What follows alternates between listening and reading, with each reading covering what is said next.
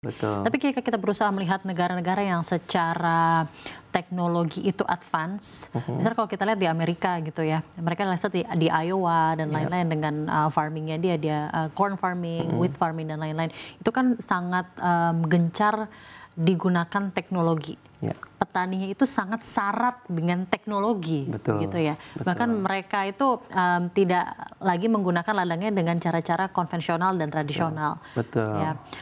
Di Indonesia sendiri, apa yang membuat petani di Indonesia, mungkin tidak hanya modal tapi ya, belum bisa memiliki adaptasi teknologi sebesar itu, gitu. Ya.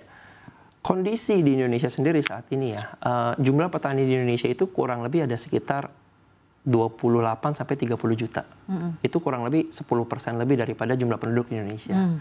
Saya nggak bisa bilang, saya juga we have to take a look again on the other country punya jumlah petani. Tapi jumlah 30 juta itu bukan jumlah yang sedikit. Betul ya. Jadi apa yang terjadi saat ini adalah kepemilikan lahan yang dimiliki oleh petani juga sifatnya sangat terbatas. Dan itu yang memiliki Betul. Rata-rata petani di Indonesia 60% lebih ya, itu kepemilikan lahan hanya sekitar 500 meter sampai 1000 meter. Itu kecil. Kecil sekali.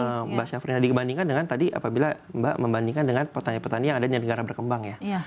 Tentu dengan pengaplikasian teknologi yang sifatnya saya bisa bilang capital massive ya, itu membutuhkan skalabilitas ya. Dengan lahan yang dipunya sekitar 500-1000 meter, apakah secara perhitungan ekonominya masuk? Nah ini yang mungkin menjadi jadi lebih kepada roots-nya adalah kepemilikan lahan ya dari awal ya. Ya mungkin itu salah satu yang perlu kita atasi juga ya. Apabila tadi kita bandingkan dengan pengaplikasian teknologi yang sifatnya sudah saya bisa bilang capital massive lah ya. Lebih bergantung kepada permodalan yang tinggi gitu. Oke, baik. Kurang lebih seperti itu. Untuk tanaman padi kita kembali lagi mungkin kepada hal yang spesifik DGWG. Untuk tanaman padi selain produktivitas, lalu ada juga penanganan organisme pengganggu tanaman. Kita tahu itu semua menjadi faktor utama untuk menjaga kesuksesan produksi. Selama ini OPT apa saja ya masih jadi kendala produksi padi? Bagaimana juga DGWG memberikan solusi mengenai hal ini? Iya, OPT pada tanaman padi itu yang rutin terjadi biasanya adalah hama penggerek batang. Ya, hama penggerek batang itu hampir rutin setiap tahun ada. Tentunya kita punya spesifik produk yang dikhususkan untuk mengatasi hama tersebut. Kita bisa menggunakan bahan aktif fipronil ataupun dimehipo ya, terkhusus untuk mengatasi hama tersebut. Lalu yang kedua yang sering muncul juga adalah hama wereng coklat. Nah ini mungkin tidak setiap tahun ada, Mbak Syafrina, tetapi apabila ini terjadi, sifatnya bisa sistemik dan mengakibatkan total loss. Jadi kita bisa bilang 100% gagal panen. Nah ini kita juga punya obatnya, kita punya solusinya, itu bahan aktifnya adalah pimetrozin dan nitripam. Jadi masing-masing tergantung OPT-nya apa, tentu penanganannya apa itu harus berbeda. Hama-hama yang lain yang mungkin sering muncul untuk padi itu adalah hama tikus dan juga hama keongmas. Nah, seperti itu. Jadi solusi yang kita berikan tentu tergantung dari OPT yang terjadi. Itu nomor satu. Lalu solusi apa lagi yang kita bisa berikan adalah balik lagi tadi kita membimbing para petani itu untuk mengaplikasikan pestisida ini tepat sasaran, tidak kelebihan, tidak kekurangan. Artinya itu butuh pendampingan, itu butuh bimbingan kepada para petani Indonesia ini agar hasil panen yang dicapai itu sesuai yang diinginkan, kurang lebih seperti itu. Oke, baik.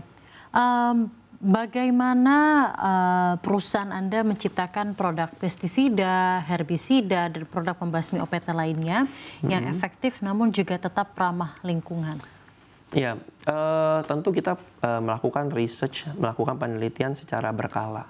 Ya, penelitian yang kita lakukan bisa bersifat theoretical atau laboratorical, dan juga penelitian yang kita lakukan sifatnya practical atau on the field. Ya. Nah, tentu produk-produk yang kami jual ini sudah melewati berbagai trial and error, baik dari sisi teoritinya, baik dari sisi practicality-nya. Dan sebelum kita bisa memasarkan itu, tentu semua produk ini harus melewati license khusus yang diberikan oleh Kementerian Pertanian. Sama seperti kita menjual obat-obatan, kita harus melalui BPOM maupun Kementerian Kesehatan. Nah, artinya apabila produk-produk ini sudah kita daftarkan dan melalui serangkaian proses uji coba, dan diberikan license dari Kementerian Pertanian, artinya obat itu adalah obat yang aman untuk digunakan.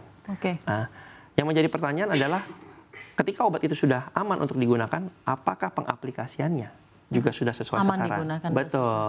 Ini yang selalu kita kedepankan juga. Jadi tidak hanya perlu lagi, tapi bagaimana caranya sang Betul. petani tersebut itu memberikan produknya untuk apa namanya lahan, mengoptimalkan hasil panen dan yang lainnya. Dan ini juga ada fasilitasi untuk memberitahu atau mengadvokasi petani untuk bagaimana menggunakannya dengan baik. Langsung dari DGWG, seperti apa?